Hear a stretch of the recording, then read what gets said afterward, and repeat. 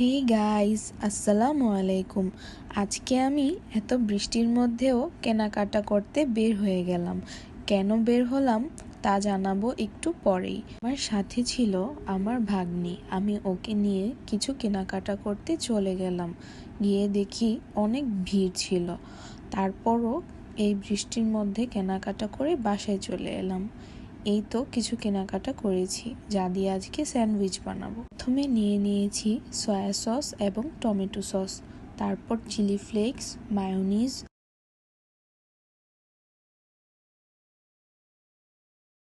তারপর দিয়ে দিলাম বাটার, একটু কালো গোলমরিচের গুঁড়া।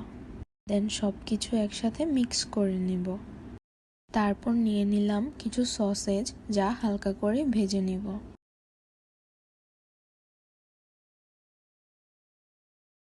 এই তো ভাজা শেষ। এখন এগুলো ছোট ছোট করে কেটে নিলাম। পর সসেজগুলো সসের সাথে মিক্স করে নেব।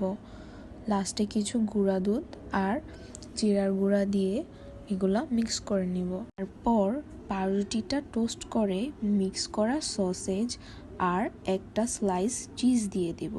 তারপর ভালোভাবে টোস্ট করে নিব। বাটার থাকলে বাটার, না হয় তেল দিয়েও করা যাবে।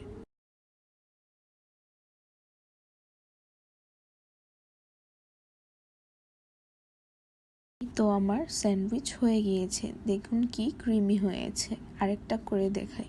আসলে এই বৃষ্টির মধ্যে বাহিরে গিয়ে এত কিছু করা সবটাই আমার হাজবেন্ডের জন্য, কারণ সে খুব সিক ছিল এবং আমার কাছে স্যান্ডউইচ খাওয়ার আবদার করেছিল।